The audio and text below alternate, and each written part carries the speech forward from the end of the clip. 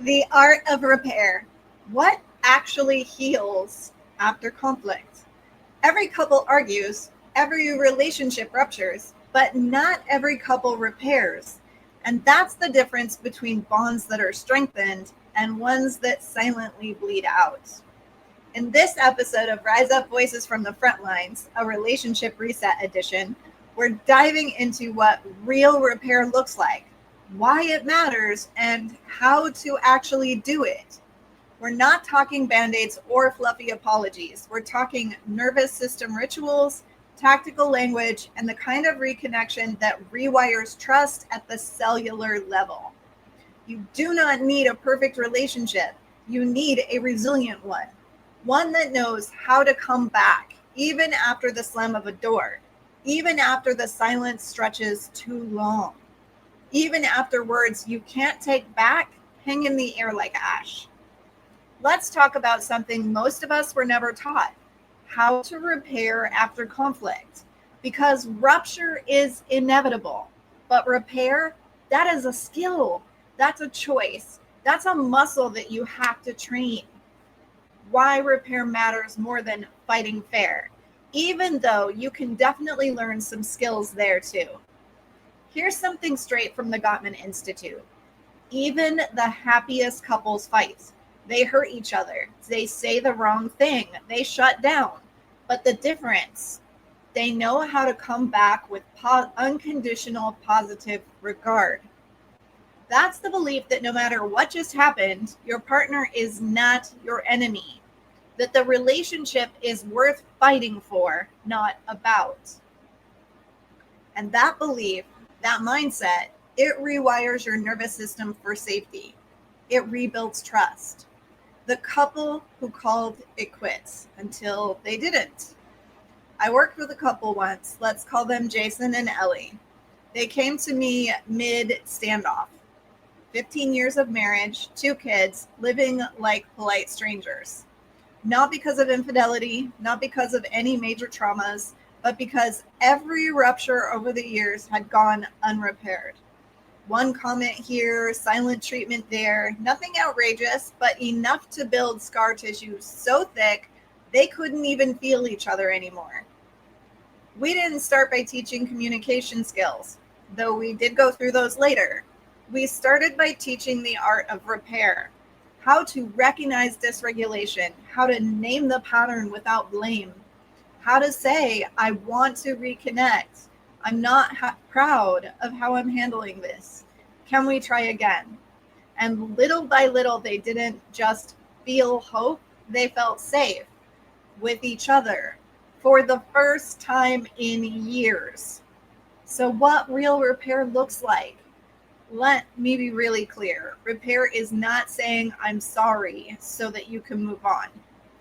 It's nervous system to nervous system connection. It's attunement. It's felt safety. And here's what that looks like in the real world. I noticed I shut down when you raised your voice. I want to stay present.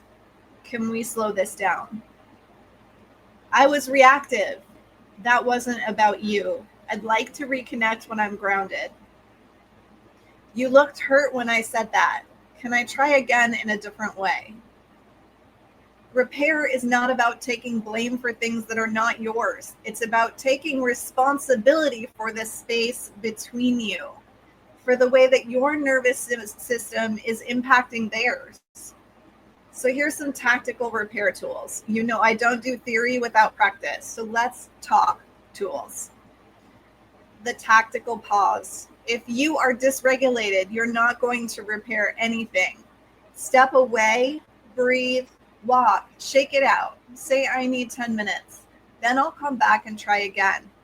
Always do what you say you're going to do. If you say you'll come back in 10, come back in 10 and use the bridge phrase. Come back with a sentence that opens the door. I want to repair. I don't want to stay disconnected. Or even, I don't know what to say yet, but I want to stay with you. Drop the defensiveness. Repair is not about defending your intent. It's about honoring the impact. Even if you didn't mean it, it still landed. Own it. Ritualize it. Have a phrase, a gesture, a repair ritual. One couple I worked with presses their foreheads together after an argument, even before they speak. The ritual says we're still a team. Why this is hard, but worth it. If this feels hard, that's because it is, especially if you grew up in a home where conflict meant withdrawal, volatility, or stonewalling. Your body might resist repair because it's never known safety after rupture, but that doesn't mean that you can't learn it. This is what we do in Relationship Reset. We rewrite the nervous system script for what happens after conflict. We normalize return. We train for reconnection. Let me give you one more piece of real world impact so you see how this works more clearly. The hand on the chest tool.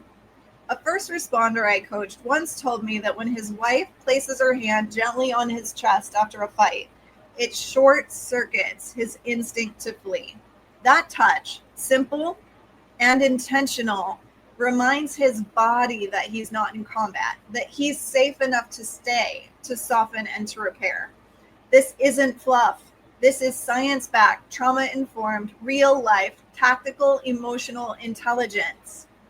So here's just a few final thoughts to reinforce the important stuff. You will fight. You will rupture. You will say things you don't mean and feel things that scare you. But the power isn't in avoiding the pain. It's in coming back with presence, with skill, and with love. We may break, but we can rebuild. That's what creates safety. That's what builds intimacy. That's what it means to rise up together. See you in the Rise Up Relationship Reset.